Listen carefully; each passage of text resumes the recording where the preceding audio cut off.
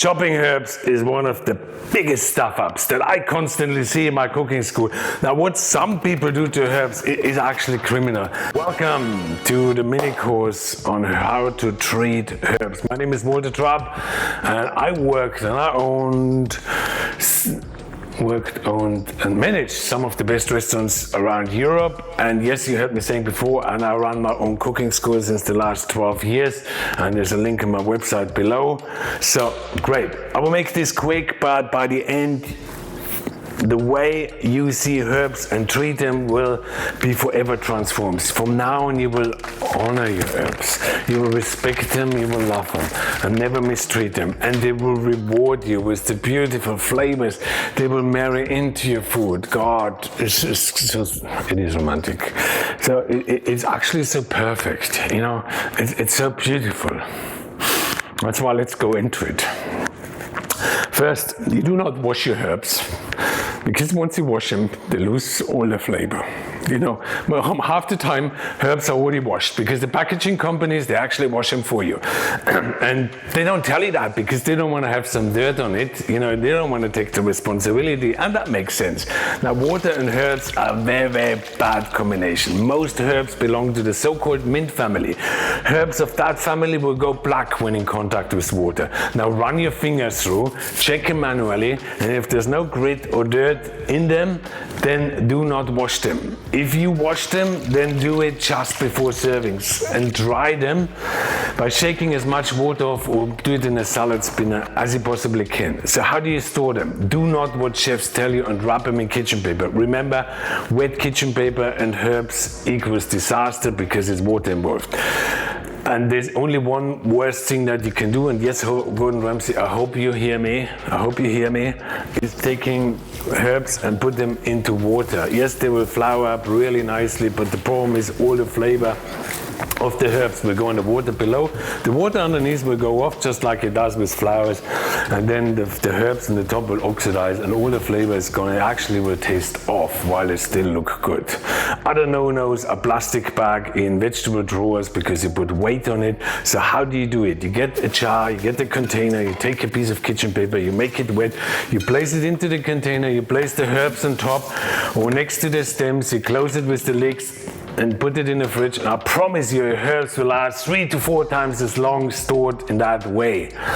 I stored parsley once for 4 weeks, and it all got yellow, but there was still no rot to be seen, and the flavor was still sort of okay. Basil will last you 8 to 9 days. And of course you can put different herbs in the same container. Anyway, I don't want to go too much into different types of herbs. You can do that in my online course, where you learn everything about herbs, so check out the link below. So how do you cook with herbs? That's the next thing. Not at all, actually. You see in Southeast Asian cooking, they do it right. Herbs are more specific. Soft herbs do not like cooking. They get their full benefit. You know, the marriage, the love till the moment you part from each other, the moment where one has to move on. Well, you're only going to achieve that when you leave them raw, uncooked. And then you add them to your food, just before you serve them, like they do in Thai cooking that Vietnamese cooks do. They do it perfect.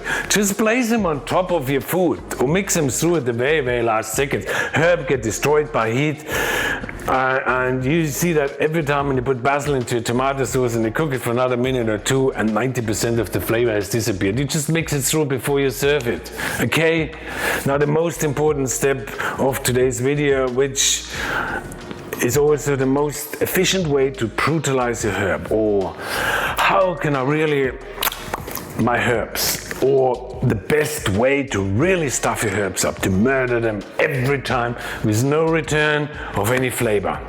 Yes, you guessed it right. It's the way we chop them. Herbs don't like chopping. Chopping bruises them.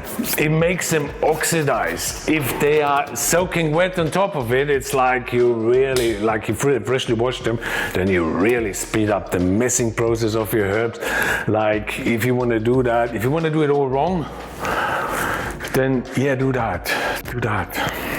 I want you to do this instead. Next time you chop herbs, and it shows the fastest way with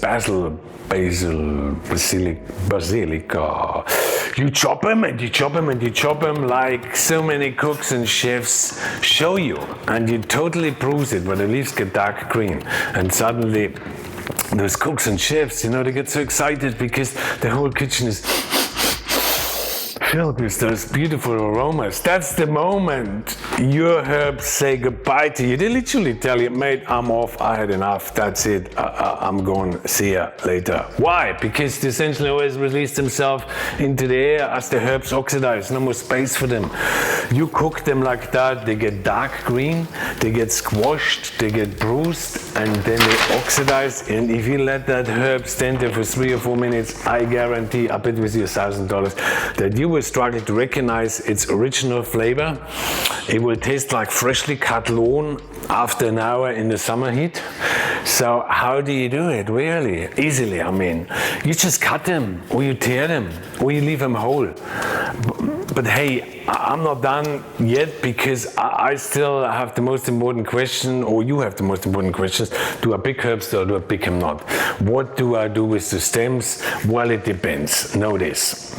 There's more flavor in the herb stems than there is in the leaves. If I want to make a really fancy dish, you know, like the Michelin star stuff where money doesn't matter, I will pick the herbs off the stems. For my everyday home cooking, I just chop the stems very finely, as long as they are not too big or woody, and you can check that like so. And you can use them all. See what I do here. I bunch it all up, I cut it roughly, as long as there are leaves. Then when some of the more tender stems appear, I cut it a bit finer. When the bigger stems appear and the leaves disappear, I cut it really finely. And what you can do with dry herbs, I mean, you can go and you can pick your time. You know, you can pick your time.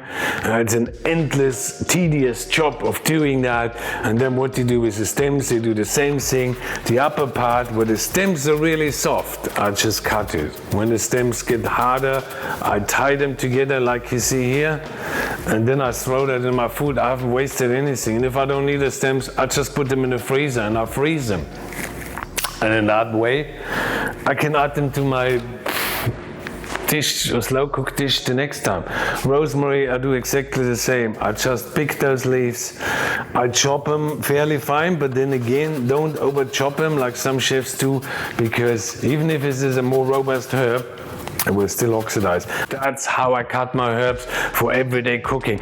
That way I get the most flavor out of them, because you need to know, I love my herbs. I fucking love them, you know.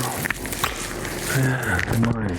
Hope you enjoyed this session, and check out my video on using chopped herbs properly by watching my video on Gravid-Lax. And thank you so much for watching, and have a great day. Fuck, that smells nice. Oh, can you smell it? Oh.